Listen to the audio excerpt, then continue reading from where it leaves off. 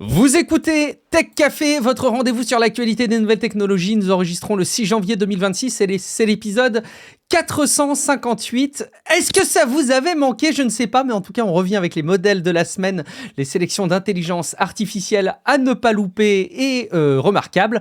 On va aussi regarder l'actu incontournable de l'IA. On va parler également d'NVIDIA, de la bulle de l'IA, mais aussi des écrans qui seraient officiellement coupables de rendre. On a enfin l'explication. Les enfants plus cons qu'ils ne le sont. Je suis Guillaume Vendée, podcasteur technophile enthousiaste et évidemment, je ne suis pas seul.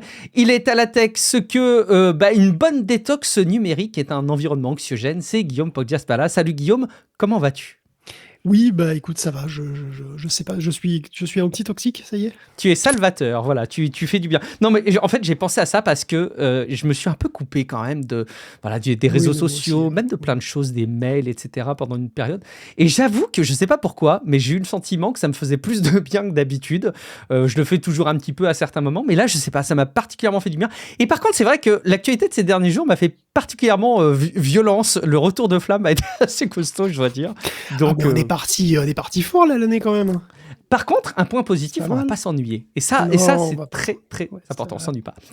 Merci beaucoup à Romain Nissen, à Steakoff, Alexandre Orifei, Cal78, Armand Delesser et Aya Druid17.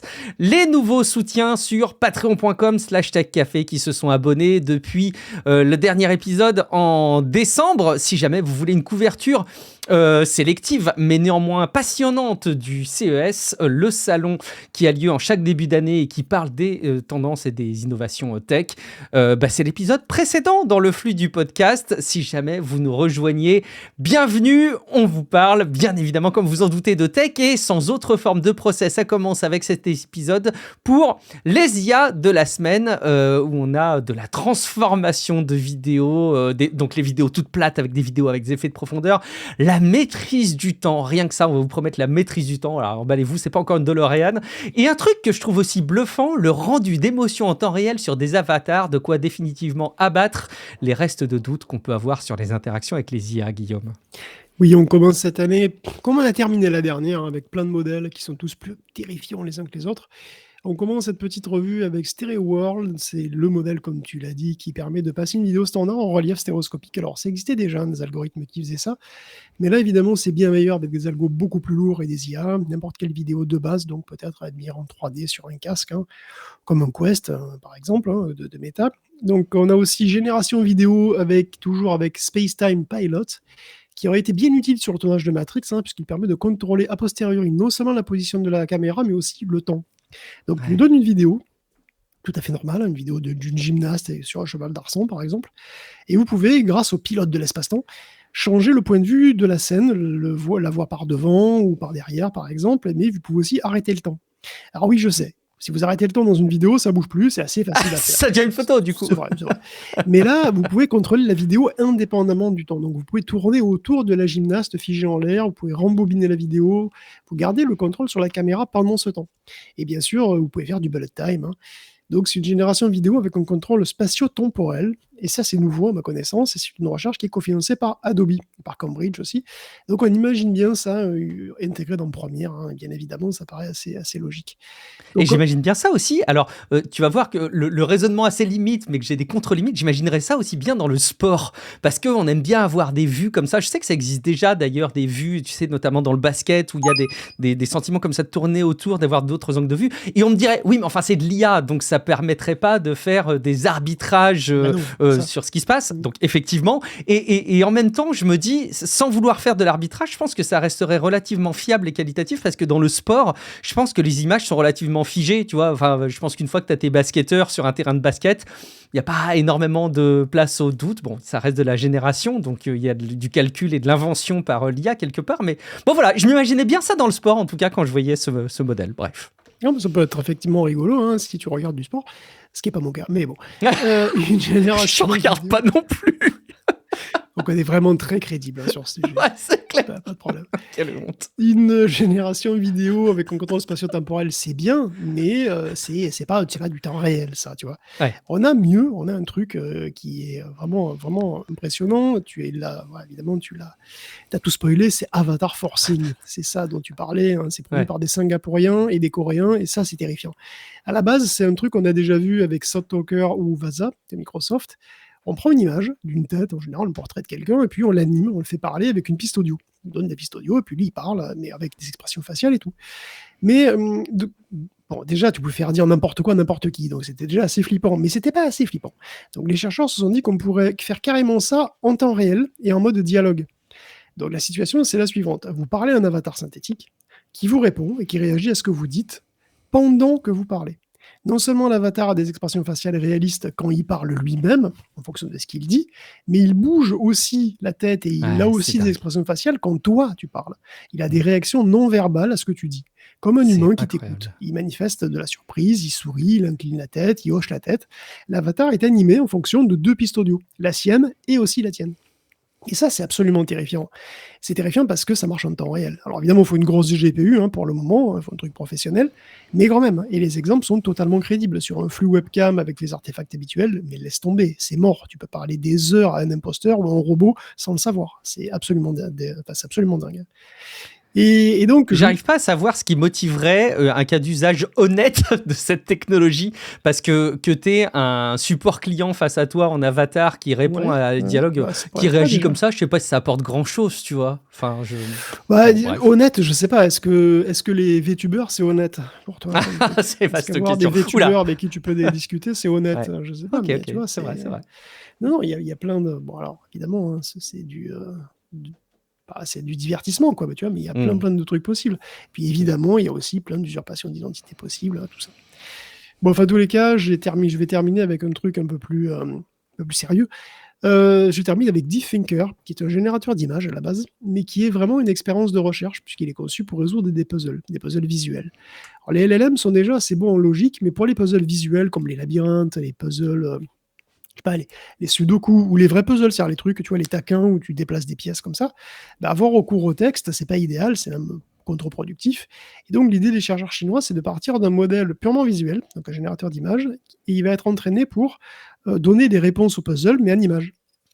Donc, la résolution des problèmes, elle est reformulée en termes de génération image to image. En diffusion, comme d'habitude, comme Stable Diffusion, soit ça, pareil que d'habitude. Donc, concrètement, tu lui donnes une image d'un labyrinthe, et il te génère une image de ce labyrinthe avec une trace, la trace du chemin pour en sortir.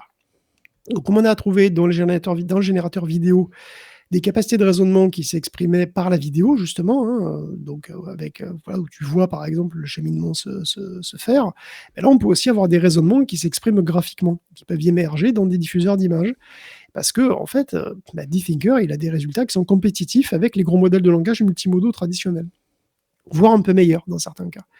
Donc, il n'est pas nécessaire de passer par les mots pour effectuer certains raisonnements. Parfois même, c'est vraiment contre-productif. Une image vaut 1000 mots, n'est-ce pas? Et donc, c'est pas super étonnant en soi, mais on peut aussi le montrer avec des IA, quoi.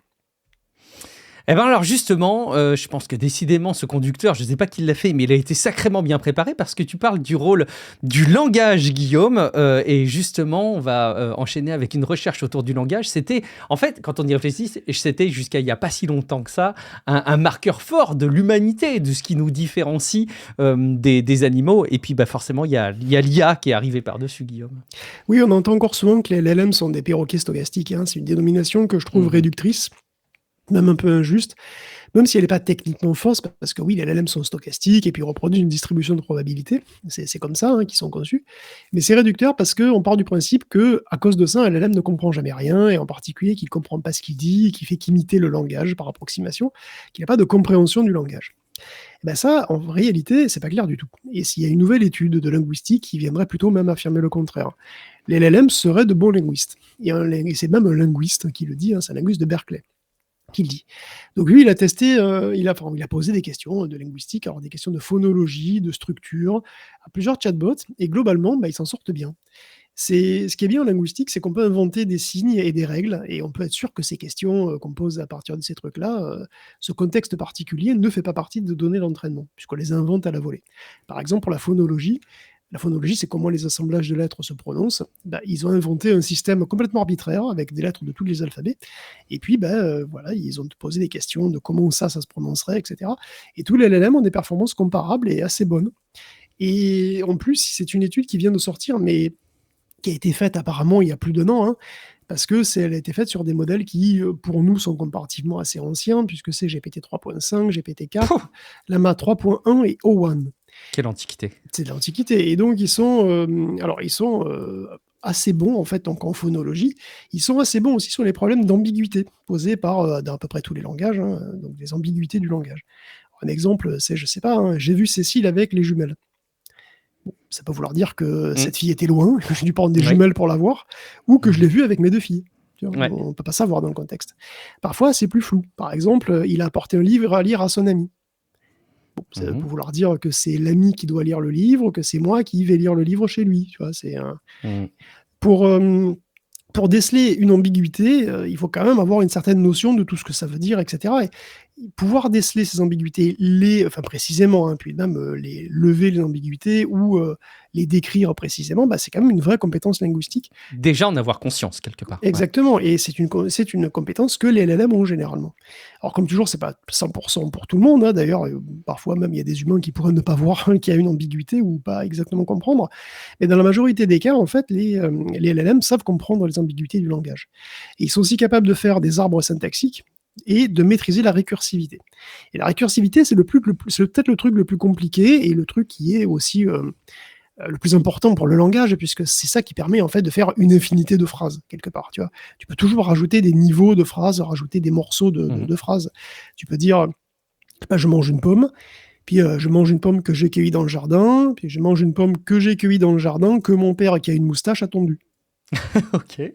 Tu vois, bon, toi, tu comprends, mais tu peux faire ça à l'infini, tu vois. Le Venezuela est un pays dont le président, qui a été enlevé par Trump, qui a lancé l'attaque aérienne qui a fait 40 morts en pissant à l'arrêt du Congrès, c'est aussi une phrase qui a plusieurs niveaux de récursion.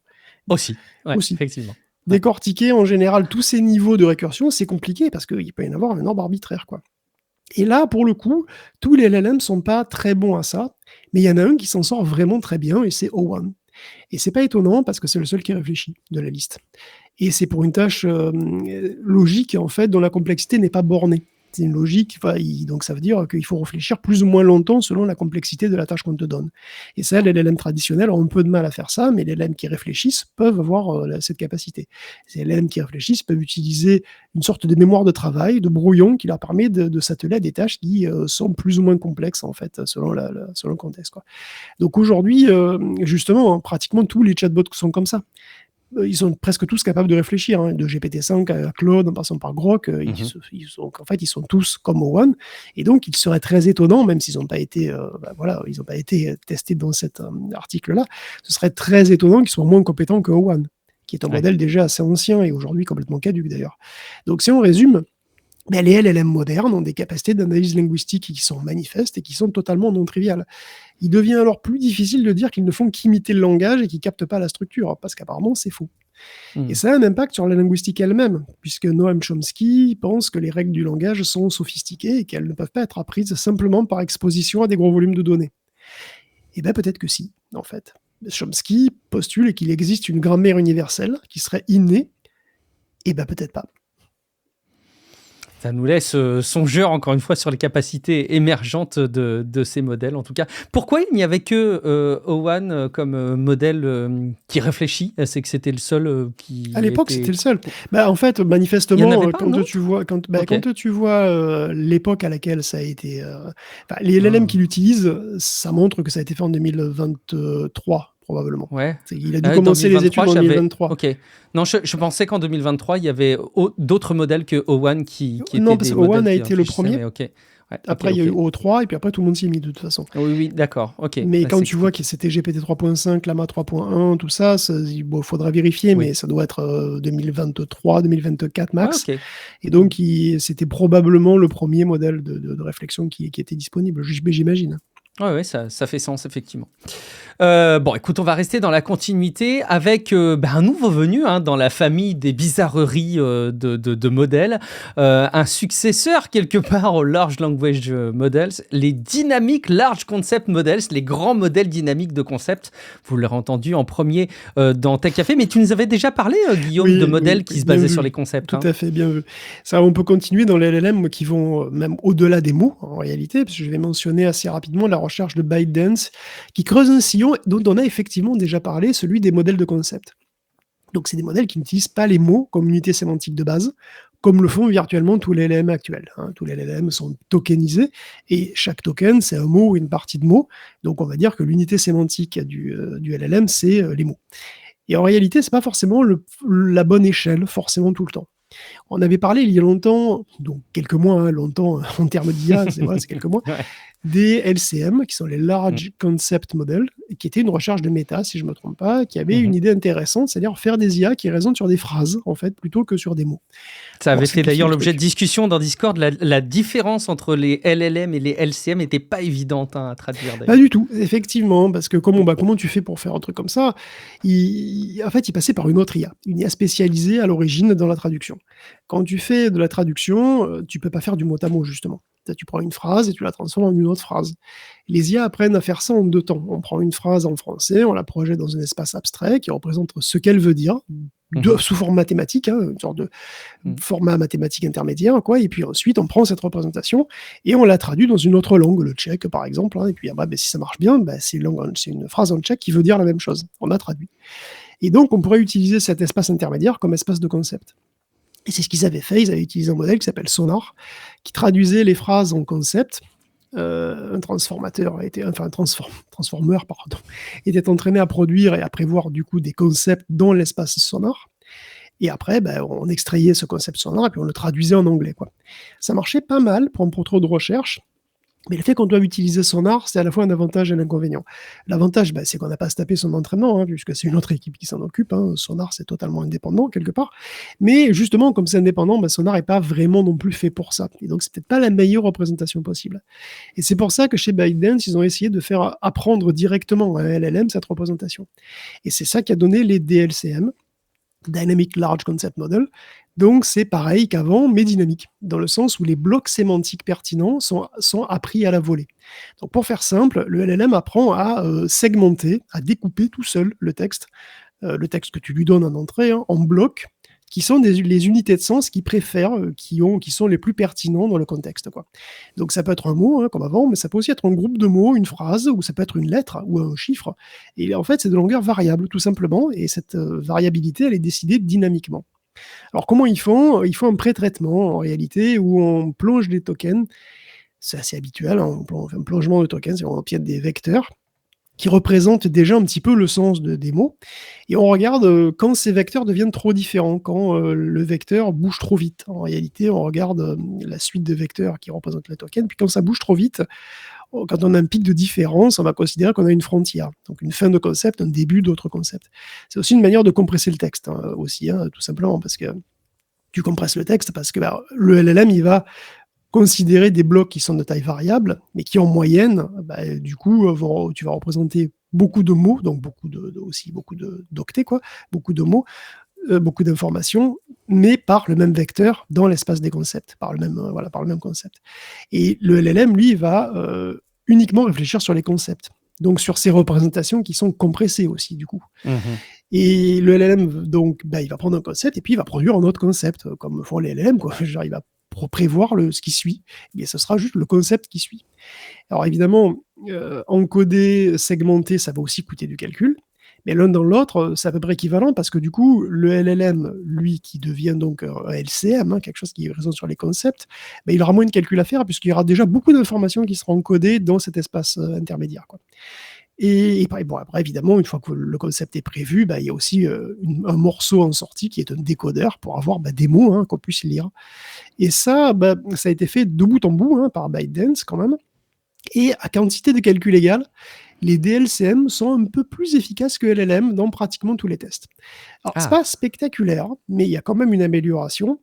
Et ce qui est intéressant aussi, c'est que, en plus de cette amélioration, qu'on peut dire, c'est pas non plus révolutionnaire, ce qui est même intéressant, c'est que, du coup, tu peux aussi avoir un levier supplémentaire de choix. C'est-à-dire que tu peux choisir non seulement combien de calculs tu attribues à la prévision, voilà, au décodage, combien de calculs tu attribues globalement à l'intelligence artificielle, mais tu peux aussi déterminer où tu l'attribues. Donc, tu as un degré de liberté supplémentaire, si tu veux, dans comment tu attribues les calculs. Parce que tu peux donner plus de calculs, par exemple, à la phase d'encodage, ou plus de calculs à la phase intermédiaire. Et donc, tu as un levier, si tu veux, un degré de liberté supplémentaire de savoir où placer au mieux, si tu veux, les calculs, la quantité de calculs limitée, forcément, que tu as. Et ça permet du coup d'ajuster un peu le résultat, le comportement, c'est ça? Selon si tu places plus ou moins le calcul à tel ou tel endroit, est-ce que finalement le résultat est profondément changé? Non, pas profondément. Mais le truc, c'est que tu peux attribuer aussi le maximum de capacité de calcul là où c'est vraiment important. Ok. C'est aussi ça l'idée. Ça reste des projets de recherche, bien entendu, mais il y a plusieurs articles comme ça qui s'intéressent à aller au-delà des mots, si on veut, pour les LLM. Eh ben merci en tout cas pour cette sélection. On en arrive à un sujet qui t'est cher, je pense, Guillaume, c'est la manière dont est fait Windows 11. Et j'avoue que bon, j'ai mis mes doigts dedans, en tout bien, tout honneur, hein, Guillaume, mais j'ai commencé à mettre les mains dans le cambouis de Windows 11 que je ne connaissais pas. J'avoue que je suis un peu circonspect. Mais bon, ne rentrons pas trop dans les détails. Est-ce que Windows 11 ne sera pas à l'avenir développé par une IA? Alors, on n'y est pas encore, mais on va s'attarder à la position d'un employé bien placé dans la hiérarchie de Microsoft qui a, lui, un objectif. Il faut se mettre des objectifs dans la vie. Lui, il s'est mis un objectif, éliminer chaque ligne de code de Microsoft qui est en C ou en C++ d'ici 2030. Bon, on pourrait imaginer des objectifs de réduction carbone. Non, lui, c'est la réduction de lignes en C et en C++. Chacun ses problèmes, Guillaume. C'est Galen Hunt qui avait ce plan sympa, effectivement, qu'il a écrit sur LinkedIn, qui était de réécrire tout Windows 11 en Rust, parce qu'il est actuellement en C et en C++, avec de l'IA, et sur la base de 1 million de lignes de code par mois et par ingénieur. Bon, c'était ambitieux. Franchement, des fois, je me demande si ça pourrait pas améliorer les choses. Quand il a écrit ça, évidemment, c'est pas blague à part, ça s'est pas très bien passé. La formulation laissait pourtant peu de place au doute, mais devant l'énorme backlash qui s'est pris, Galen a précisé qu'en fait, on avait mal compris, qu'il allait pas reprogrammer Windows, que c'était juste une recherche. Tu sais, le chargé de relations presse qui lui est tombé dessus un matin, qui dit « Qu'est-ce que t'as branlé là? Qu'est-ce que t'as foutu sur LinkedIn? Oh, ça abonne notre réseau social, LinkedIn, ça appartient à Microsoft, on n'a pas le droit de mettre n'importe quoi non plus, tu dois passer par moi. » Bon, allez, on va arranger ça, on va corriger tout ça. Et je crois que ça a été édité, d'ailleurs, son papier sur LinkedIn. Oui, le truc a été changé, mais évidemment, il y a des copies d'écran qui restent un petit peu partout, que vous pouvez d'ailleurs consulter dans les notes. Et le truc, c'est que lui, il parlait apparemment d'un projet de recherche qui était de voir comment on pouvait utiliser l'IA et d'autres outils, d'autres algos, pour automatiser au maximum la migration de code d'un langage à un autre. C'est un projet de recherche, donc c'est pas une initiative officielle de Microsoft. Alors, Rust, pourquoi pas, mais c'était pas, l'idée, c'était pas de faire ça de manière automatisée. Alors, passer à Rust, de toute façon, c'était pas une mauvaise idée en soi, il y aura moins de problèmes potentiels, c'est sûr. Cela dit, ça accélérerait pas Windows pour autant, parce que ce qui cloche, c'est pas tellement le noyau, mais c'est plutôt ce qu'il y a au-dessus. Certains frameworks, comme le WebView 2, par exemple, qui sont notoirement inefficaces. Mais bon. Donc, fausse alerte, apparemment, ou pas. D'ailleurs, en fait, on n'en sait trop rien, finalement.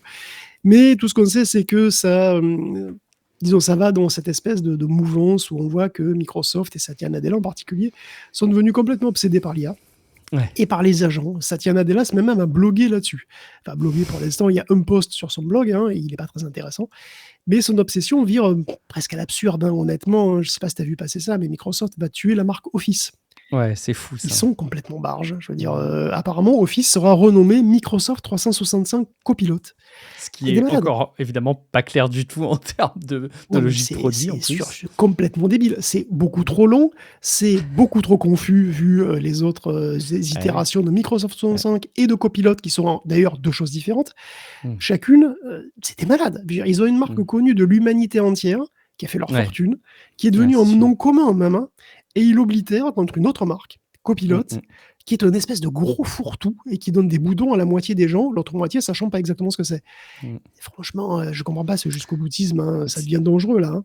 Tu sais, l'avantage, c'est que tu peux pas comparer les lignes de tarifs. Tu dis, mais avant, Office, ça coûtait pas ce prix-là. Oui, mais c'est plus Office, c'est Microsoft Copilot 365++ AI, donc ça n'a rien à voir. Ah, ok, d'accord. Non, mais c'est peut-être pour ça, je sais pas si c'est un très bon calcul, hein.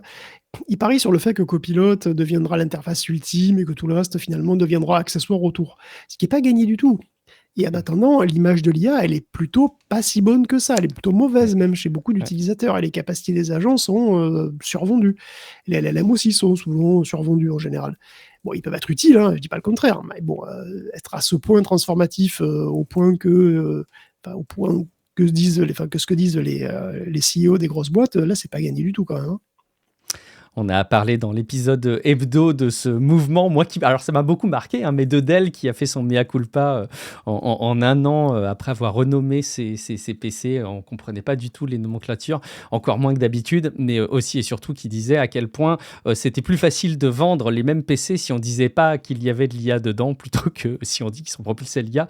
Ça devrait faire réfléchir pas mal de monde. Allez, on continue avec la gestion des cas extrêmes des IA d'OpenAI à la Chine, deux manières différentes de s'y prendre, Guillaume. En matière de législation, la Chine ne va pas de main morte, hein. Donc elle ne veut pas de psychose de ChatGPT comme on en a eu en Occident. Ils ont un projet de réglementation sur les IA, mais sur les IA au comportement anthropomorphique. Attention, hein, c'est pas sur toutes les IA. Là, on parle vraiment des IA comme ChatGPT, les chatbots, etc. Enfin, les chatbots qui utilisent le texte, mais aussi peut-être ceux qui, dans le futur, utiliseront la vidéo, hein, comme on a vu là avec les avatars en début d'épisode. On pourrait tout à fait imaginer qu'on ait des chatbots extrêmement convaincants en vidéo très bientôt, avec ce genre de truc, hein. C'est sûr. Mais donc, tout mineur ou personne âgée dépendante devra avoir un gardien, un parent, qui sera averti au moindre problème et en particulier à la moindre mention relative au suicide. Mais les chatbots eux-mêmes ne devraient pas encourager ni le suicide, ni l'automutilation, ni la violence. Ils devront aussi éviter tout ce qui est obscène, les jeux d'argent, les insultes, tout ce qui est illégal et toute manipulation émotionnelle. Donc en gros, les chatbots ne devront pas se faire passer pour des humains, ne pas faire de fausses promesses, ne pas retenir par les sentiments les gens pour qu'ils restent plus longtemps, pas les rendre addicts et pas les rendre émotionnellement dépendants et pas les pousser à faire des conneries. Enfin, je cite à prendre des décisions déraisonnables. Rien que ça, c'est carrément très sévère. Imagine Grok et son avatar de meuf en 3 mots. Oui, c'est vrai que ça s'applique pas. Bon, je pense pas que ça passe. Et ChatGPT qui te fait choisir le caractère de chat, tu vois, de ton chatbot, qui peut être cynique, attentif, tout ça. Oui. Puis pour finir, tout chatbot qui a plus d'1 million d'utilisateurs devra faire des audits tous les ans. Et dire qu'on a pu entendre que l'AI Act était abusif. Bon. Travailler en Chine, ça va être compliqué pour les boîtes. Il y a du monde entier, hein, mais surtout pour les Chinoises. À tel point qu'un DeepSeek, je sais pas s'il est dans les clous. C'est pas évident du tout. Attendre d'un chatbot qui te donne jamais de mauvais conseils, c'est quand même très très ambitieux comme objectif, hein. C'est un petit peu leur marque de fabrique de raconter des conneries, hein. Et du coup, c'est intéressant de voir ce qui marche et ce qui foire. Ça pourrait même inspirer le reste du monde. C'est intéressant parce qu'en attendant, on a des vrais problèmes, hein. Et on a d'ailleurs, là, il y a on avait parlé de ce procès avec Stein-Erik Soydberg, qui il s'est tué et il a tué sa mère. Ou, si vous vous souvenez pas, il était en plein délire paranoïaque et il s'est suicidé après avoir tué sa mère de 80 ans. C'était un gars qui avait 54 ans et qui était bodybuilder aussi. Enfin, c'est improbable, mais bon. Et donc, on a eu accès à une partie de la discussion entre lui et GPT-4o dans le cadre du procès qui est en cours là. Et bon, disons que rien qu'avec ce qu'on a comme information, c'est vrai que la contribution de GPT-4o, elle est quand même assez évidente, hein. OpenAI a d'ailleurs gardé certains trucs pour lui. Il est d'ailleurs accusé de garder trop de choses, de faire de la dissimulation de preuves. Et ça fait ressortir d'ailleurs un truc un peu compliqué pour lui et un peu étonnant, c'est que Eric est mort, hein, Eric Soydberg est mort. Stein-Erik, quoi. Et donc OpenAI n'a pas de politique en ce qui concerne les décès d'utilisateurs. Donc par défaut, quand vous mourrez, tout ce que vous avez, toutes les discussions que vous avez avec ChatGPT appartiennent à OpenAI. Alors c'est pas du tout comme ça sur les grandes plateformes de réseaux sociaux, hein. Il y a des procédures et tout pour savoir à qui ça revient, qui a les droits, etc. Là, il n'y a rien du tout. Ce qui fait que ça appartient à OpenAI. C'est quand même un vrai problème. Bon, enfin, ça va probablement changer, mais en tout cas, c'est déjà un problème dans le cadre du procès, quoi. C'est un peu inquiétant, effectivement, de voir cette boîte qui a finalement autant de pouvoir, autant de puissance et qui, sur des choses qui semblent aussi simples à l'échelle des services numériques, maintenant en 2026, ça paraît assez dingue.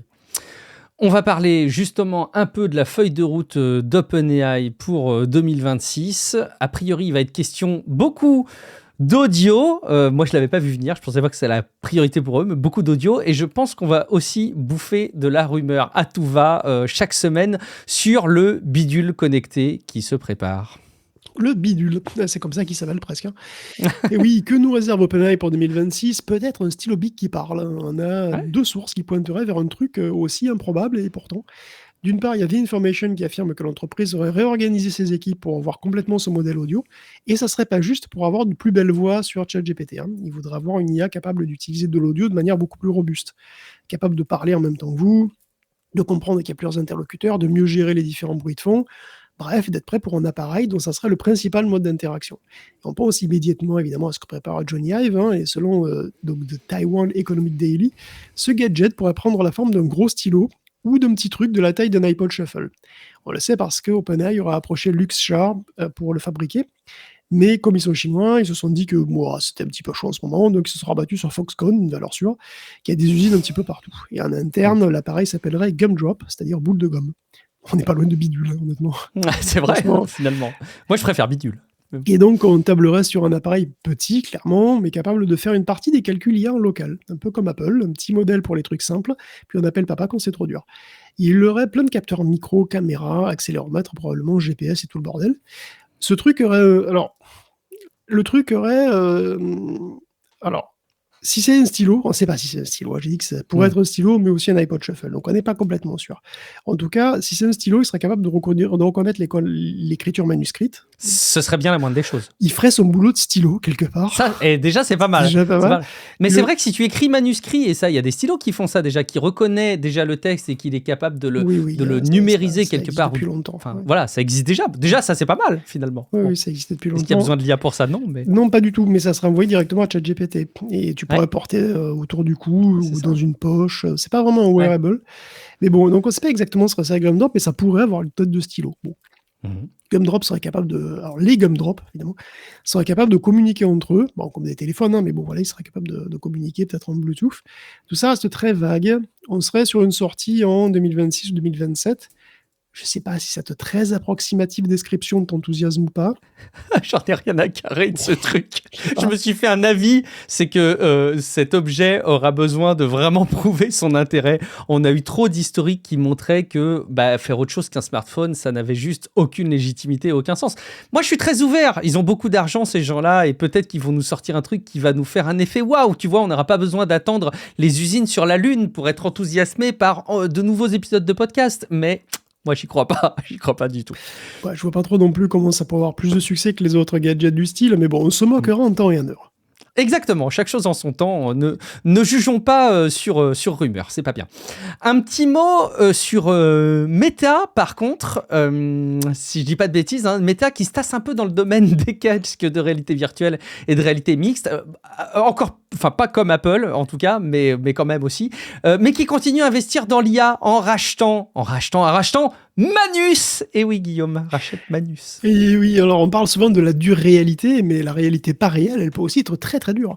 Demande à Apple et à Meta aussi, c'est vrai, dans une certaine mesure, hein, puisqu'on a les chiffres de vente de l'année des Vision Pro et des Quest 3. Alors pour le Vision Pro, on est passé de vente anecdotique à embarrassante.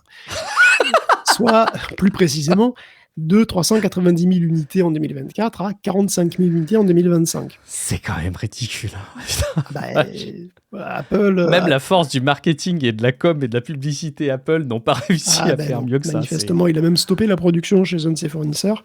Ils n'auraient pas vendu un seul casque avant de le relancer avec une puce M5. En 2025. Hein. Donc, c'est pas un échec, ça n'a pas marché. Chez Meta, le Quest 3 s'en sort évidemment mieux, hein, c'est pas très dur, il coûte 10 fois moins cher. Ah bah oui, forcément. Ouais. On était à 1,7 million de ventes sur les 3 premiers trimestres, mais c'est quand même en baisse de 16% par rapport à l'année d'avant.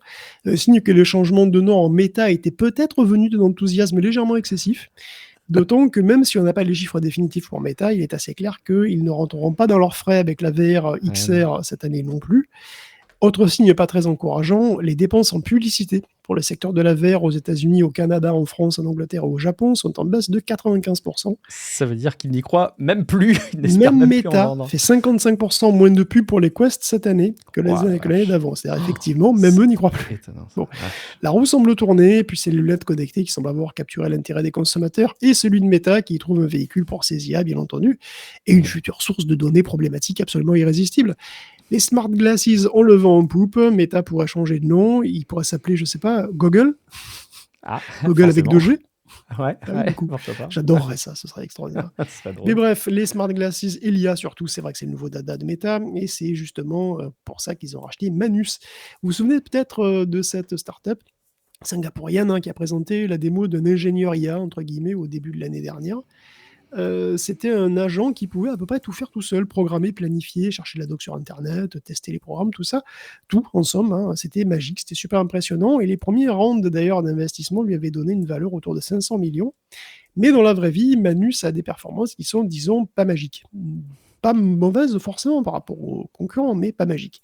C'est un environnement agentique désormais parmi d'autres, et on n'entendait plus des masses parler de ça récemment. Manus a toujours du tonus, cela dit, puisqu'il aurait dans les 100 millions de chiffre d'affaires annuel, et Meta a décidé de le racheter pour 2 milliards de dollars. Sa nouvelle valeur supposée, en tout cas, celle qui lui aurait pitché à de futurs investisseurs. Meta se retrouve donc avec un agent qui peut tourner avec les IA qu'on veut, parce que Manus ne faisait pas d'IA eux-mêmes, il faisait le structure agentique autour. Et donc, évidemment, les IA de Meta, les futures super intelligences de Meta, n'oublions pas qu'ils ont le labo de super intelligence désormais. Et donc, il est probable aussi que Manus se retrouve comme option dans les futurs produits de Meta avec les IA de Meta. Donc, ça serait ils ont racheté ce truc? Alors, ce ne sera même pas le terminus pour Manus, qui en tant que tel va continuer à exister apparemment, mais ils pourraient faire leur code à eux déjà, et puis même peut-être aller plus loin, le mettre dans d'autres produits. Je ne sais pas, est-ce qu'il y aura un outil méta spécifique? Tu vois, est-ce qu'on le retrouvera dans d'autres trucs, comme par exemple, je ne sais pas, dans Facebook? Peut-être on aura un Instanus, un Whatsanus. Whatsanus, j'adore ça. J'aimerais beaucoup un Whatsanus. C'est validé. Un Instanus, peut-être? Non, je ne sais pas. Écoute, pourquoi pas? Moi, je suis un peu circonspect sur ce rachat, j'avoue, mais pourquoi pas? Est-ce que tu as vu au passage, et ça reste évidemment là aussi des rumeurs, mais il semblerait que le micromanagement de Zuckerberg étouffe ses nouvelles recrues stars en matière d'IA et que les personnes qu'il a recrutées avec des salaires dithyrambiques commenceraient à en avoir un peu ras la casquette. En plus, ils ne s'accorderaient pas entre eux. Enfin bref, je ne suis pas sûr que la stratégie de management autour de l'IA chez Meta soit vraiment hyper convaincante, mais bon. Avant qu'on continue l'épisode, je me dois évidemment de vous rappeler l'importance de considérer le fait de vous abonner à Tech Café sur Patreon avec un abonnement payant, parce que, alors, je vous le rappelle une fois de plus, comme dans tous les épisodes, mais j'ai de temps en temps une critique qui m'est formulée. Mais pourquoi est-ce que tu répètes sans relâche cet appel à l'abonnement à chaque épisode? C'est vrai qu'en fait, entre nous, ça ferait gagner du temps à tout le monde, y compris à nous, si on n'en parlait pas. Bon, je vous avoue que je suis quand même content que les épisodes de Tech Café soient chapitrés, donc vous pouvez zapper ce segment si vous le souhaitez. Mais je dois quand même vous dire pourquoi je répète encore et toujours cet appel à abonnement. En fait, c'est pour deux raisons. D'une part, dans les enquêtes que je peux être amené à faire, les sondages, les gens disent presque toujours qu'ils sont prêts à s'abonner à Patreon, dans une immense majorité, mais que juste ils y pensent pas. Ils passent pas à l'acte, et en fait c'est comme je pense pour beaucoup de choses pour lesquelles on procrastine et qui font qu'on repousse encore et toujours ce qu'on a à faire. Moi le premier, on est tous pareils, et en tout cas voilà, déjà il y a déjà que les gens passent pas forcément à l'acte, mais si en plus je le disais pas autant, je pense que ce serait évidemment pire. Et puis la deuxième raison, c'est aussi parce qu'il y a toujours des personnes qui arrêtent leur abonnement. J'ai pris le temps de regarder, en 2025, vous êtes une grosse centaine à vous être désabonnés sur Patreon. Dans une proportion d'abonnés payants et gratuits, il y a 60 abonnés payants qui se sont désabonnés. Donc c'est largement compensé par les nouveaux abonnements, mais là aussi ça mérite d'être rappelé régulièrement. C'est un avantage malgré tout, parce que vous pouvez vous abonner, mais vous pouvez aussi vous désabonner quand vous voulez, c'est le jeu, mais c'est aussi le besoin de rappeler qu'il y a cet abonnement à Patreon pour gérer ce qu'on appelle le churn en marketing, voilà, qui est une mécanique qui est connue de tout service d'abonnement. Et puis vous le savez désormais, Patreon, c'est ma source de revenus réguliers principale, celle qui me permet de vivre, d'être rémunéré pour mon travail, me permettre de payer des charges, de payer l'URSSAF, tout ce qui va bien, et même de permettre de rémunérer Guillaume Poggiaspala pour le travail unique qu'il fait pour Tech Café et pour vous, semaine après semaine. C'est un énorme boulot de préparation et de gestion, bien évidemment. Pour être complet quand même, parce que je parle de stade, je voudrais aussi souligner qu'il y a eu 150 nouveaux abonnés payants en 2025. Donc évidemment, au global, c'est positif, même si j'aimerais forcément que ce soit des paliers beaucoup plus importants. Il est positif, mais c'est aussi de toute façon grâce à ces rappels réguliers que je continuerai à vous faire. Et puis voilà, je voulais aussi vous rappeler, c'est l'occasion, comme je vous l'ai cité, que vous pouvez vous abonner à la partie gratuite de Patreon. Vous n'avez pas les avantages, notamment vous n'avez pas les épisodes sans la pub, mais vous avez quelques éléments d'information de temps en temps. Et même Patreon, je l'ai mis en automatique, qui vous envoie parfois, si vous êtes abonné gratuit, des opportunités pour vous abonner moins cher pour une période donnée. Donc vraiment, c'est la petite astuce que je vous donne. Si vous n'êtes pas encore 100% prêt à vous abonner à la partie payante, allez au moins vous abonner à la partie gratuite. Vous aurez des petits privilèges en temps et en heure. Toutes les infos sur patreon.com/techcafé. Et on continue à parler d'IA, mais évidemment sous un autre angle, plus sous l'angle des modèles, mais plutôt sous l'angle du matériel, avec une annonce Nvidia qui rachète Grok. Alors attention, c'est pas le Grok d'Elon Musk, c'est Grok avec un Q, avec du Q. Donc ça pourrait être... ça pourrait quand même être Elon Musk du coup. Mais bon, non, enfin c'est Grok avec un Q. Si vous n'aviez pas suivi, c'est assez fou, c'est une startup dont on a déjà parlé, qui fait des puces pour l'inférence de haute performance, pour exécuter des IA hyper rapidement. Guillaume, pourquoi est-ce que Nvidia avait besoin de Grok? C'est fou ça. Bon, c'est une bonne question. Et oui, c'est vrai, parce que mine de rien, cette fin d'année, il s'est passé pas mal de trucs, et Nvidia a quand même dépensé 20 milliards de dollars pour ne pas acheter Grok, avec un Q. Parce qu'en fait, si au début on pensait que c'était une acquisition, vu le prix, en réalité, c'est plus subtil que ça. Pour éviter de se faire épingler par les autorités de la concurrence, Nvidia nous a fait une inflection, quoi. Parce que, souvenez-vous, Microsoft avait dépensé plus d'1 milliard pour ne pas acquérir Inflection AI, mais pour la vider de sa substance. Ils avaient embauché tous les cadres et le CEO, et les principaux talents de la boîte, les propriétés intellectuelles, mais sinon, Inflection existe toujours sur le papier. C'était ce qu'on avait appelé une acqui-hire, jeu de mots entre acquire et hire, donc engagé. Okay. Ils avaient engagé effectivement le CEO et tout ça. C'est exactement pareil pour Grok, mais pour 20 milliards de dollars, ce qui est même énorme, c'est même historique pour Nvidia, c'est une de ses plus grosses dépenses. Et c'est aussi énorme pour Grok d'ailleurs, qui était évalué à moins de 7 milliards de dollars l'été dernier. Pour ce prix, Nvidia n'a pas Grok. Il a néanmoins embauché le CEO, le président, il a un accord de licence pour tout ce qu'il fait, bien entendu, et il laisse de Grok une sorte de coquille vide. Alors, mais déjà, c'est quoi Grok en premier, et pourquoi Nvidia l'a acheté aussi cher? Alors, on avait parlé de Grok déjà il y a une bonne année de ça, je pense, en supplément. C'est une boîte qui fait des accélérateurs IA, mais hyper spécialisés. Donc, Grok n'est pas vraiment un concurrent de Nvidia, donc un petit peu, mais pas trop. En gros, pour les IA, pour faire tourner les chatbots en particulier, parce que là, vraiment, Grok est spécialisé dans le LLM, il est spécialisé dans le chatbot. Donc, pour faire tourner des chatbots en particulier, il y a 3 grandes phases. Il y a la première phase, c'est évident, il faut les fabriquer, donc c'est l'entraînement. Et à ce jeu-là, on a besoin de beaucoup de calculs, et Nvidia domine. C'est Nvidia qui domine très largement le marché de l'entraînement des IA et des LLM en particulier. Il y a AMD en embuscade qui aimerait bien gagner des parts de marché, mais Grok n'est pas du tout dans la course pour ça, c'est pas son business, il fait pas ça du tout. Son business, à lui, c'est l'inférence. C'est-à-dire qu'une fois entraîné, on utilise les IA, et ça, c'est ce qu'on appelle la phase d'inférence. Et pour cette phase-là, il y a 2 étapes qui ont des profils différents au niveau de leurs besoins en ressources. Alors, pour qu'un chatbot réponde à une requête, il faut d'abord qu'il lise la requête. Le contexte actuel, le texte que vous avez envoyé, le texte que vous avez écrit, il faut qu'il le lise en quelque sorte. Le prompt, effectivement, il faut qu'il lise le prompt. Cette phase ne nécessite pas beaucoup de bande passante, mais beaucoup de calculs. Donc là pardon, cette phase de lecture, on va dire, pour simplifier, le facteur limitant, c'est le calcul. Une fois que ça s'est fait, le modèle se met à écrire, il se met à produire des mots, et là, c'est une phase qui nécessite beaucoup de calculs, mais aussi énormément de bande passante mémoire, et là, le facteur limitant, en fait, c'est la mémoire.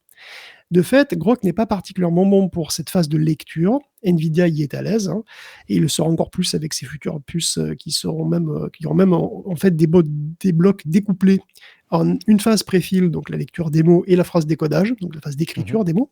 Ce sont les futurs Rubin CPX.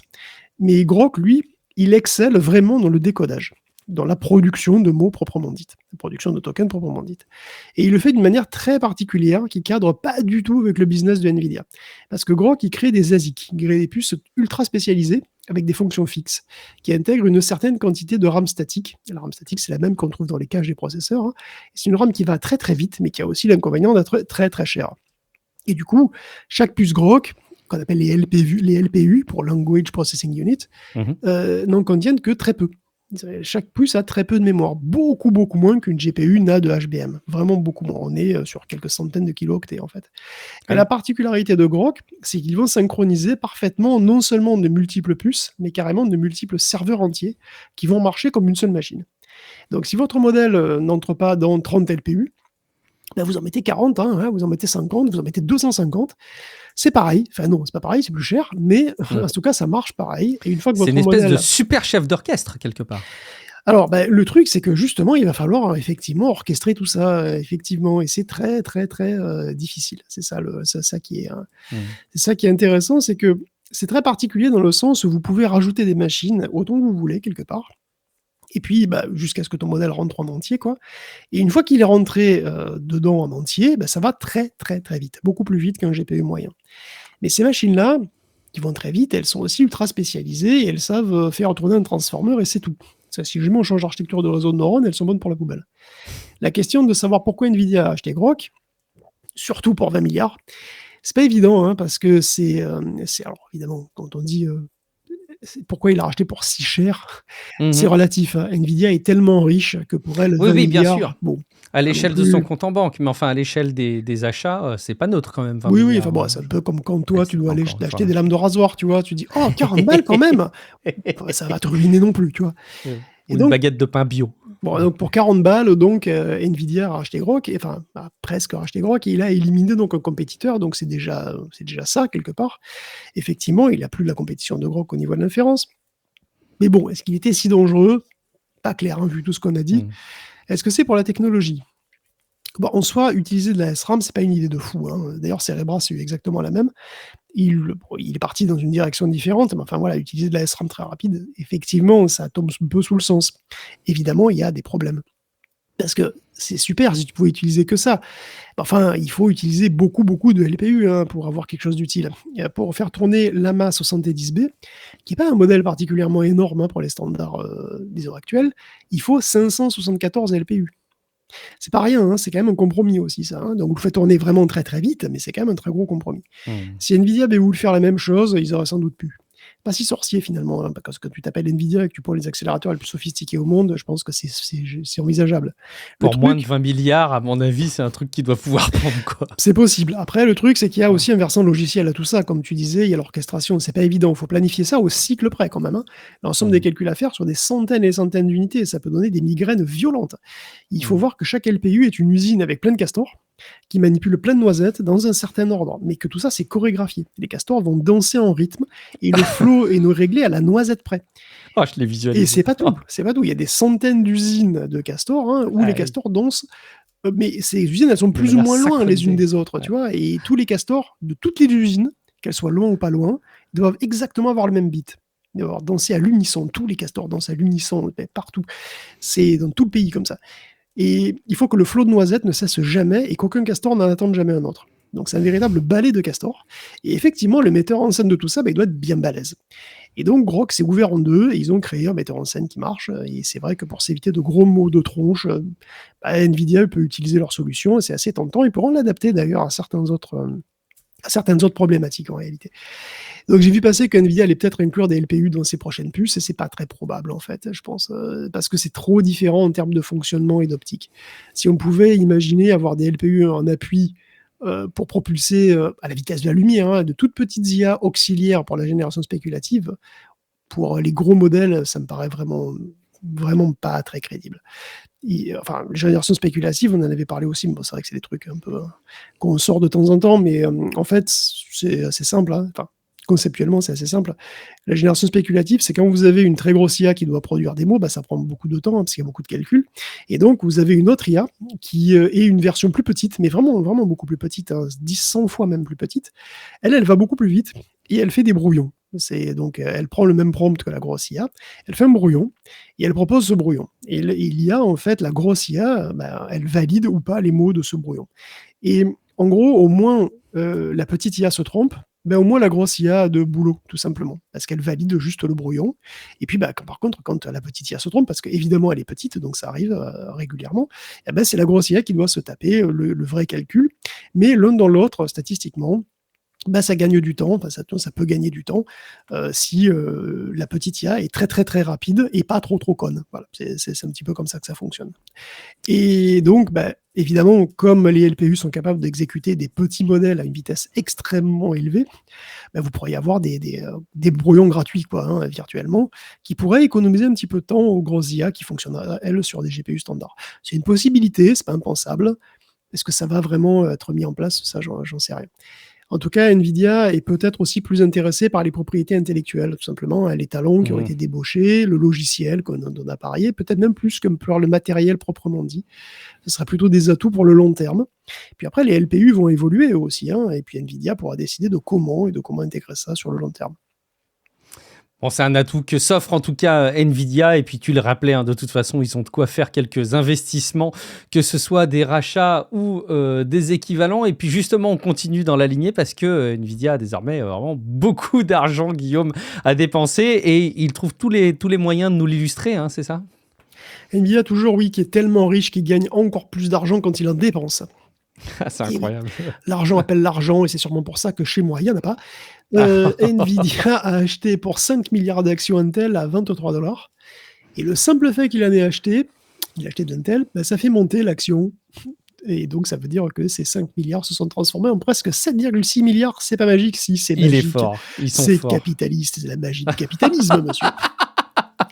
Alors bon, il y a quand même d'autres raisons un petit peu à la montée des actions Nvidia, puisque des actions Intel, pardon, parce que Nvidia et Intel ont annoncé des partenariats pour créer des systèmes sur puce, des combinaisons CPU plus GPU assez puissantes pour contrer AMD, qui fait donc ces Strix Point, la série des 400, des AI 300 et 400 qui viennent de sortir.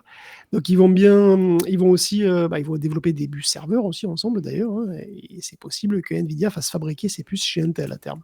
Mais bon, le résultat est quand même là, 5 milliards dépensés début décembre, 7,6 milliards gagnés fin d'année. Cool. Bon, puisqu'on parle d'Intel, on fait un petit follow-up aussi sur cette histoire rigolote entre TSMC et Intel, qui ne fait pas rire, TSMC du tout en fait, puisque Intel a embauché un de ses anciens cadres haut placés, qui s'appelle Wei Jianluo, aucun lien avec Jennifer Lopez, je le répète. TSMC accusait Intel d'avoir récupéré des secrets industriels via l'ex-retraité qui était parti de TSMC pour aller enseigner, soi-disant. Alors bien sûr, Intel il a dit non, Jianluo il est juste vraiment trop sympa. Ça s'est fait comme ça, on s'est rencontrés au rayon poissonnerie, ça a été le coup de foudre. Bon. Depuis, TSMC il a quand même demandé une enquête, et la maison de Jen elle a été fouillée, et on y aurait trouvé plein de clés USB et une grosse pile de boîtes remplies de documents confidentiels sur les secrets de fabrication de TSMC. Intéressant. Grande quantité de documents. Et on rappelle quand même que Jianluo, donc voilà, le mec de TSMC, avait été affecté vers la fin de sa carrière au département de développement stratégique, en tant que vice-président senior, sans responsabilité directe sur la R&D, mais qui continuait à exiger que les équipes organisent des réunions et fournissent des données afin de suivre les procédés, l'avancement des procédés de recherche et même les futurs projets. Donc il était quand même bien au courant de plein de trucs. Et du coup, c'est mal barré pour Lo, qui pourrait être inculpé pour violation de la loi taïwanaise sur la sécurité nationale. Du coup, son poste chez Intel, sans doute menacé, ce serait difficile de le garder dans ces conditions. Donc ça sent le scandale, je dirais même, ça sent bon le scandale. On aura un nouvel épisode d'une série novella dont tu vas proposer le scénario à Netflix, je n'en doute pas une seule seconde, ou à Warner, va savoir. Entendu, c'est fou. C'est vrai que ce sera pareil du coup. Et c'est quand même fou cette capacité de Nvidia à dépenser tellement d'argent à racheter des actions que du coup ça fait monter le cours et que du coup ils gagnent. Est-ce que tu crois que quand ils achètent maintenant des actions, ces boîtes-là, est-ce qu'elles anticipent le fait qu'en achetant ça va faire des mécaniques haussières et donc que ça va leur rapporter de l'argent? Je suis sûr que ça se calcule, ça. C'est vicieux. Oui, ça s'appelle de la manipulation de marché. Ça, c'est interdit en même temps normalement. Mais bon, je dis ça. Ouais, mais là, ça passe, tu vois, ça passe crème. Bon, on parle justement de ces mécaniques financières et ça nous amène tout droit à la bulle de l'IA. Quand elle éclatera, elle fera, on le sait, des dégâts, mais c'est intéressant aussi de garder en tête qu'elle pourrait aussi créer pas mal d'opportunités, alors notamment peut-être pour l'Europe, c'est ça, Guillaume ? Ben oui, oui, c'est vrai que bon, quand est-ce qu'elle va péter cette bulle de l'IA, hein? C'est une question à 40 000 milliards de dollars, hein. C'est la valeur qui pourrait être effacée du Nasdaq si ça part vraiment en cacahuète. Bon, il y a d'autres valeurs, mais bon, c'est une valeur parmi d'autres, en disant. Et bon, c'est vrai que je dis pas si, mais quand, parce que c'est vrai que ça paraît assez inévitable et qu'il y a des gens même des gens qui sont convaincus par l'IA, qui mettent beaucoup de sous dedans et qui commencent à faire des mises en garde, hein. Il y en a un des derniers en date, c'est Alex Davis, qui a notamment investi dans Grok avec le cul, hein. Non, il n'a pas investi avec le cul, il a investi comme il faut. Mais je veux dire, on parle du cul de Grok, voilà. Celui dont on vient de parler, donc pas le cul d'Elon, Ça marche pas à le chaque Grok fois. d'Elon, enfin, je vais pas y arriver. Bref, qu'est-ce que c'est pénible tous ces noms. C'est vrai que c'est dur. Alex Davis, c'est donc pas un sceptique de l'IA, c'est pas un Cassandre, c'est vraiment un optimiste, hein, mais il s'inquiète beaucoup de la folie de construction de data centers actuelle. Il pense que ça pourrait être une bulle spéculative et qu'on se retrouve avec d'énormes capacités qu'on doit brader par le manque de demande. Et il ajoute que ces constructions mettent même le système complet sous pression dans son ensemble, le système financier, énergétique et même politique. Parce qu'il y a de plus en plus de communautés, mine de rien, des communautés locales, hein, de gens qui sont à l'approche des sites de construction, qui sont très mécontents, qui s'opposent carrément aux nouveaux projets. Ouais. Donc on en parle comme d'une catastrophe annoncée de cette bulle de l'IA, de l'éclatement de cette bulle de l'IA, qui arrivera je ne sais pas quand, hein, 2026, 2027, voilà, ça évidemment on n'en sait rien, mais en tous les cas, ça pourrait être une cata, ça pourrait être une cata évidemment, mais ça sera une cata en premier lieu américaine quand même, hein, parce que c'est une économie surexposée aux valeurs technologiques et à l'IA en particulier. Pour nous, Européens, bon, ça va tanguer hein, sur les marchés évidemment aussi, mais ça peut être un levier de pression déjà. Parce qu'en ces temps de conflictualité nette, hein, avérée avec les États-Unis, bah, c'est une faiblesse pour eux. Et c'est une faiblesse qu'on peut exploiter. Et il y a des leviers, il y a des leviers. Alors, il y a un levier qui est difficile à exploiter, mais qui est assez évident, c'est ASML. Parce qu'ASML, c'est une boîte hollandaise qui fabrique donc ces machines de photolithographie sans lesquelles aucune puce de haute performance ne peut être construite. C'est un levier de pression colossal, hein, mais qui aurait aussi des répercussions tout aussi colossales sur l'économie des Pays-Bas. Ça serait... Alors, si on prend du recul, hein, ça serait probablement plus douloureux pour les Américains que pour les Européens, mais enfin, ça reste quand même difficile. Et on aimerait évidemment ne pas en arriver là. Par contre, il y a un levier qu'on utilise déjà et qu'on pourrait encore renforcer, c'est le levier réglementaire. En ce moment, tout le monde entraîne sur tout et n'importe quoi, les données sont gratos, hein, et tout le monde contribue, d'accord ou non, toutes les données sont gratos. On peut décider que non, hein. On peut décider qu'on bloque l'accès au marché européen à certaines boîtes américaines pour certaines raisons réglementaires, aux boîtes IA en particulier américaines, et ça va nuire à leur rentabilité. Et comme c'est un secteur qui est déjà un peu fragile, qui tient beaucoup sur la confiance quand même, hein, tout fragilise. Tu vois, si tu fragilises un petit peu en disant non, mais vous perdez un marché qui est quand même très très important, le marché européen, ben, ça peut rajouter un petit peu plus de fragilité. Donc une menace sur l'approvisionnement et une menace sur les machines de photolithographie, ça serait un couple de pression qui appuierait quand même là où c'est mou et qui fragiliserait encore plus cette bulle qui pourrait éclater, ou juste ça ferait suffisamment peur aux oligarques de la tech qui pourraient demander à Trump de calmer le jeu, hein, manifestement. Et puis si la tech américaine s'effondre, effectivement, in fine, hein, dans 1 ou 2 ans, ça pourrait juste faire de la place, hein, voilà, c'est tout. Ça pourrait faire un appel d'air pour des solutions locales, hein, des solutions à nous, des IA plus spécialisées, des modèles construits autrement. Parce que finalement, ça sera un reset. Et un reset, c'est pas la fin du monde, c'est la fin d'un monde. Et c'est pas forcément. Et le monde qu'il y a là, il est pas forcément génial, hein, parce que bon, on le voit bien, hein, l'hégémone bienveillant. Enfin, disons, c'est pas comme si les États-Unis ont été vraiment bienveillants, on va dire, mais enfin bon, l'hégémone entre guillemets bienveillant d'autrefois, bah, c'est devenu un adversaire. Et donc, nous, il faut qu'on s'unisse, hein, qu'on fasse des collaborations, comme avec Airbus autrefois, et qu'on montre qu'on peut faire aussi bien. C'est vrai que ce qui est fou, c'est que ça paraît tellement inenvisageable d'être en mesure de commencer à menacer de taper du poing sur la table, tant ça me paraît décorrélé de tout réalisme. On va être obligé. Là, bon, je ne sais pas ce qui se passe. Je ne sais pas ce qui se sera passé quand vous écouterez ce podcast. Nous, on vit dans un monde où le Groenland n'a pas encore été annexé. C'est vrai, t'as raison. Mais bon, on en reparlera peut-être dans quelques jours ou dans quelques semaines. Au passage, sur Discord, il y avait une discussion qui n'était pas inintéressante, je trouvais. Je ne sais plus qui émettait cette remarque, qui disait que la caractéristique, je ne sais pas si c'est vrai avec du recul, la caractéristique essentielle de l'éclatement d'une bulle, c'est qu'on n'avait pas vu la bulle grossir. Et en fait, je ne suis pas sûr que ce soit vrai. Je ne suis pas certain qu'à l'époque de l'éclatement de la bulle Internet, on n'avait pas identifié qu'il y avait des surévaluations dans le domaine du web, quoi, et d'Internet. Je me rends pas compte avec du recul. Mais... L'idée, c'est qu'il n'y aurait pas de bulle si, comment dire, Si on se rend compte qu'il y a une bulle, c'est qu'on se rend compte qu'on investit à mauvais escient, tu vois. Ouais. Et donc, effectivement, si c'est ça, tu investis pas. Mm. Mais donc, ça veut dire que les gens investissent et donc sont toujours convaincus que ça va être rentable. Mhm. Et c'est une sorte de foi, si tu veux, qui les aveugle sur le fait que c'est pas forcément le cas. Et si c'est pas le cas, du coup, la bulle éclatera, effectivement. On verra. Allez, chaque Il jour.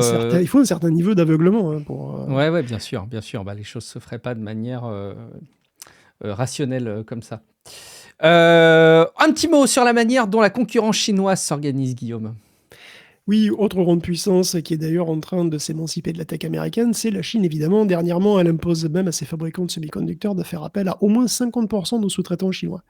Et elle a désormais des processeurs et des cartes graphiques purement locales qui seront tout à fait crédibles, hein, à tel point que dans un futur pas si lointain, on pourrait en Europe avoir des PC à base de Shaoxin pour jouer à The Witcher 4 avec des GPU Lis One.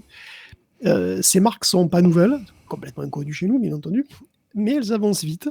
Et peut-être qu'un jour, pas si lointain, elles pourraient même proposer des produits à l'international. Shaoxin avait lancé ses KX7000 en 2023 déjà. C'est des puces PC, hein, c'est-à-dire compatibles x86, qui avaient déjà 8 cœurs à l'époque, hein, à 3,7 GHz. Donc c'était au niveau performance réelle, hein, mesurée, c'était quand même en dessous d'une puce Zen 3. Là, ils vont sortir le KX8000 qui va atteindre les 4 GHz avec une GPU intégrée au processeur qui utilise de la DDR5. C'est certainement pas le top du top, mais c'est clairement une puce qui serait suffisante pour beaucoup, beaucoup d'usages. Et dans le même état d'esprit, la Lisuan, on va dire, 7G105, c'est un GPU avec 24 Go de DDR6 qui aligne 24 teraflops. Et il en existe une version donc G105, c'est la G106. La G105, elle a 12 Go de RAM, et du coup, elle est plutôt ciblée grand public, en tout cas on imagine, hein, et c'est des puces qui sont gravées en 6 nanomètres. Donc c'est pas le top du top aussi, hein, clairement, c'est pas une bête de concours. Mais c'est une puissance qui n'est pas négligeable hein, et qui, selon les prix et les accessibilités, à un moment, si tu veux, où il y a une grosse tension hein, sur les prix et la disponibilité des composants pour le grand public, peut-être que les composants chinois pourraient un jour être exportés et vendus ici, pourquoi pas. D'autant que la LG100, elle a quelque chose qui est assez intéressant, c'est qu'elle est compatible ARM. Alors, je m'explique, sur Windows on ARM, pour le moment, quand vous jouez sur un PC Windows on ARM, vous jouez avec la GPU qui est intégrée au processeur Qualcomm en général, hein, parce qu'il n'y a pas de driver fonctionnel AMD ou Nvidia sur Windows on ARM. Donc vous ne pouvez pas vous faire une tour avec un processeur ARM et des puces AMD ou Nvidia. Or, la GPU chinoise, elle est compatible Windows on ARM nativement. Il y a un driver qui fonctionne très bien.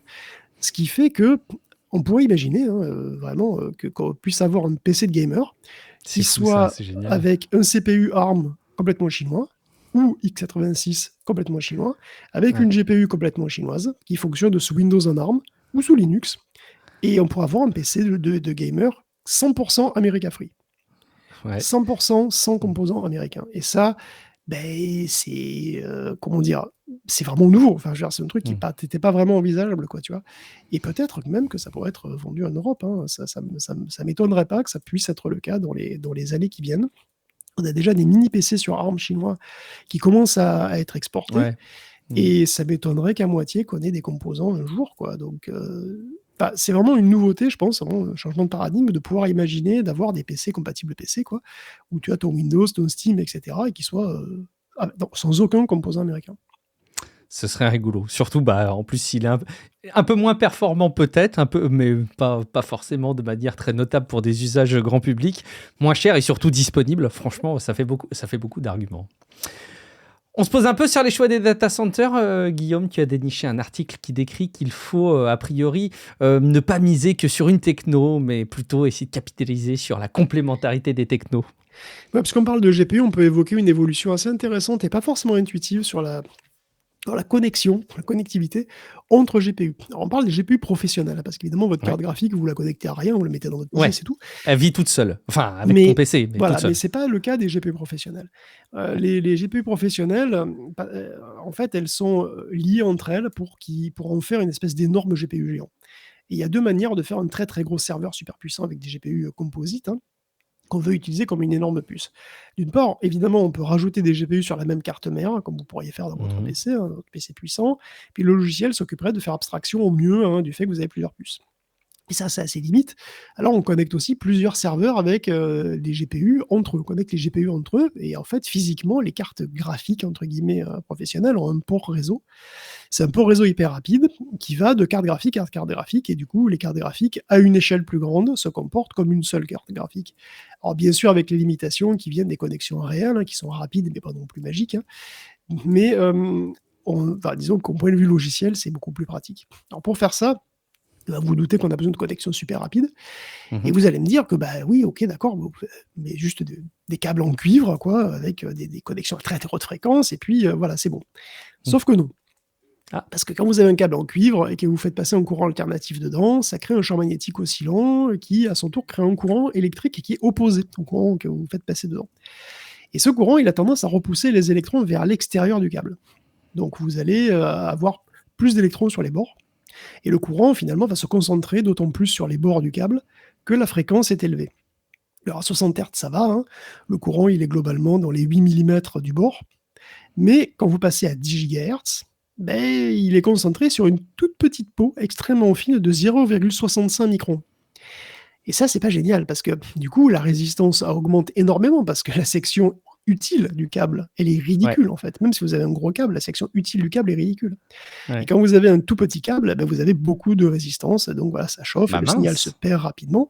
Et donc, l'effet de peau, il a la peau de ton débit. Donc je pensais que les câbles, c'était plus fiable que ça, en fait. Ça s'appelle l'effet de peau, ça. Non, mais c'est un truc très, très classique. Et donc, pour contourner ça, on utilise des fibres optiques. Les fibres optiques, ça vient à l'esprit naturellement, puisque pas de courant, pas de problème. Oui. Et effectivement, c'est bien, mais ça suppose qu'on doit du coup convertir le signal électrique en signal optique, et vice-versa plein de fois. Donc, à chaque interface, il faut qu'on ait des switches optiques, etc. Ça existe, ça marche bien. Bon, du coup, c'est quoi ma news? Que même si ça marche bien, c'est pas gratos, quoi. En fait, passer de l'électronique au photonique tout le temps, c'est coûteux en complexité, en argent, voilà, c'est cher, et puis c'est aussi coûteux en énergie. Parce que alors, les convertisseurs qu'on fait, c'est des trucs qui sont super délicats, c'est des trucs assez fragiles, qui sont pas d'une fiabilité géniale, et ça consomme beaucoup d'énergie, si tu veux, de passer d'un mode de signal à un autre mode de signal en pure perte. Est-ce qu'on peut faire mieux? Et disons qu'on peut faire différent. On pourrait utiliser les ondes radio pour faire ça. Mais attention, pas les super Wi-Fi. Pas de câble. Alors si, c'est ça qui est rigolo. Parce que là, quand je parle d'ondes radio, je parle pas de super Wi-Fi, voilà, on va utiliser des ondes radio terahertz qu'on va envoyer dans des câbles radio. Alors, on pense évidemment à la radio comme quelque chose qui se propage dans l'air et dans toutes les directions. Intuitivement, oui. Mais en réalité, la lumière, c'est aussi une onde électromagnétique. Et les ondes radio, c'est la même chose, c'est fondamentalement pareil. Ces deux trucs-là sont fondamentalement pareils. Donc, si on peut guider des ondes lumineuses dans une fibre optique, on peut aussi guider des ondes radio à très haute fréquence quand même, dans un câble conçu pour ça. Et là, vous allez me dire que c'est marrant, mais même un câble terahertz, c'est moins rapide qu'une fibre optique sans doute. Alors oui, mais c'est quand même rapide. On est autour du terabit par seconde par câble. Et surtout, ça a un avantage énorme, c'est qu'on est purement sur de semi-conducteurs classiques. Donc on peut fabriquer ces semi-conducteurs comme n'importe quels autres. En fait, les progrès de la maîtrise des semi-conducteurs en général fait qu'on peut gérer des fréquences très élevées de l'ordre du terahertz maintenant. En tout cas, de plusieurs centaines de gigahertz. Et ça directement. Et donc ça veut dire qu'on peut faire des convertisseurs radio signal électrique sur des puces qui sont assez simples à fabriquer en réalité. Qu'on fabrique exactement comme des puces normales. Et ce sont en général des appareils qui sont beaucoup plus simples, pour lesquels il faut être beaucoup moins précis, qui consomment beaucoup moins d'énergie et qui sont plus robustes. Et il y a même 2 startups qui proposent déjà cette technologie. Il y en a une qui s'appelle Attitude et il y en a une qui s'appelle Point2. Les câbles ont une longueur maximum de 10 à 20 mètres, après quoi le signal se réduit. Mais 10-20 mètres, c'est suffisant pour connecter des serveurs distants. Et ils charrient des terabits par seconde sans recourir à l'optique du tout. Et donc, c'est suffisant pour connecter des GPU et pour constituer des monstres de centaines de puces réunies, parce que l'enjeu, c'est aussi, évidemment, d'avoir toujours plus de GPU dans un espace toujours plus restreint. Et du coup, à un moment donné, si tu veux, tout est bon à prendre, quoi. Et il est possible donc de généraliser la méthode à d'autres possibilités, d'autres applications. Et on peut même, enfin ça s'étudie en ce moment, étudier la possibilité d'intégrer les modulateurs radio dans les GPU eux-mêmes. Parce que, évidemment, c'est la même chose. Les GPU sont faites sur du silicium, avec les mêmes. Enfin, les GPU et ces convertisseurs radio, ils sont faits sur le même silicium avec les mêmes procédés de fabrication, quoi. Et donc, c'est beaucoup moins compliqué que d'intégrer des modulateurs optiques partout. Et ça, ce qui est d'ailleurs une piste active par ailleurs chez Intel et TSMC. Mais donc, ce serait juste le moyen de simplifier les trucs, quoi. Et donc, chez Point2, on appelle ces câbles les e-tubes. Electromagnetic Tube, je pense. Et ce ne sont pas des câbles électriques, ce sont des câbles radio. Et peut-être qu'un jour, on utilisera ce genre de câbles, des câbles radio, entre notre SSD externe et notre PC, va savoir. C'est rigolo de voir que ça progresse au niveau des performances, comme ça, des machines, des processeurs et tout, mais que la connectivité reste un facteur potentiellement limitant. Ouais, c'est important de le rappeler et de le décrire, et ça montre à quel point il y a des enjeux et de la recherche aussi dans ce domaine-là. Décidément, c'est tout un univers. On termine avec une étude qui confirme un peu, des sentiments et des impressions. Un enfant qui dispose à Watt 1000 d'une tablette n'est pas vraiment avantagé, loin de là. Je crois que ça ne me rassure pas dans la famille, là, Guillaume, là, ce que tu vas me dire. On va terminer cet épisode sur une note positive et optimiste. Non. Ah, non, cool. non, c'est assez alarmant, mais il faut mieux le savoir, je pense. Il y a une étude singapourienne qui trouve une corrélation significative entre le temps d'écran avant 2 ans et le développement cognitif. Le développement cognitif, pas bon. Les problèmes de développement cognitif. Les enfants ont plus tard moins de flexibilité mentale, moins de résilience, ils sont plus anxieux et moins adaptables. Et en plus, on pense savoir pourquoi.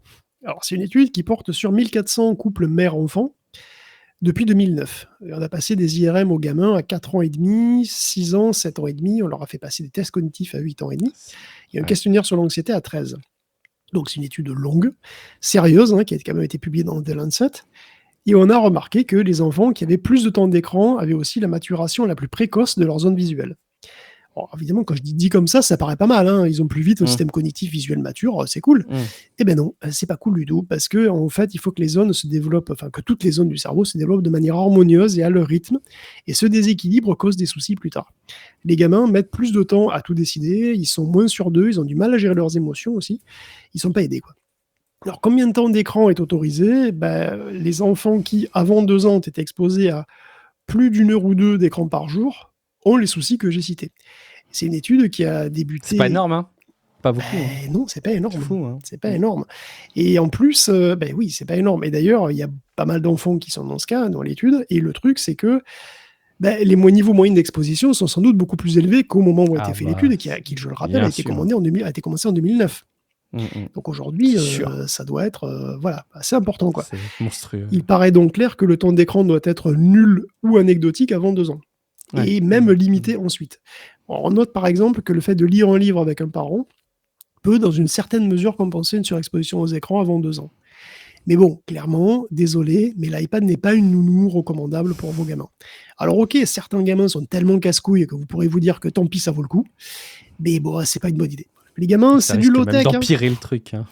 Et non, les gamins, c'est low-tech. C'est prévu pour marcher comme ça. Si tu l'utilises d'une manière pas prévue, après, ça bug. Bon, voilà. J'adore. Je pense que ça fera peut-être un titre d'épisode. Les gamins, c'est low-tech, parce que je trouve que ça marche très bien. Merci beaucoup, Guillaume, pour cette sélection, cette revue, ce conducteur et ta pédagogie. Merci beaucoup, évidemment, à vous qui nous écoutez semaine après semaine. J'espère que vous êtes partis en 2026 avec l'enthousiasme qu'on espère vous transmettre autour de la tech et de l'infotech, et puis aussi de, quelque part, la compréhension du monde qui est amenée grâce à la compréhension de la tech.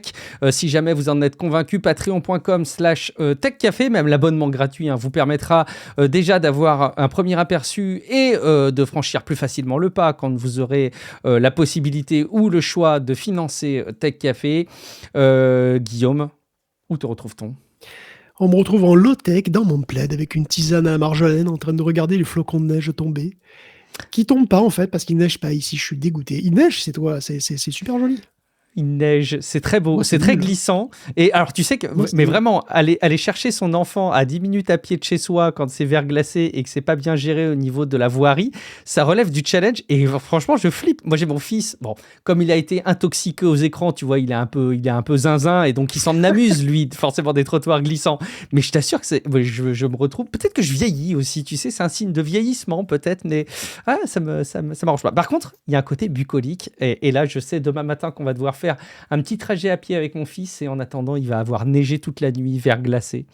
C'est bien l'hiver. Je suis Guillaume Vendée, vous me retrouvez sur guillaumevendée.fr, sur les réseaux sociaux, sur YouTube et Twitch chaque vendredi matin à 10h pour une petite matinale qui tourne autour de la tech. Merci beaucoup pour votre fidélité. Rendez-vous dans quelques jours pour un prochain épisode de Tech Café. Ciao à toutes et à tous. Ciao à tous.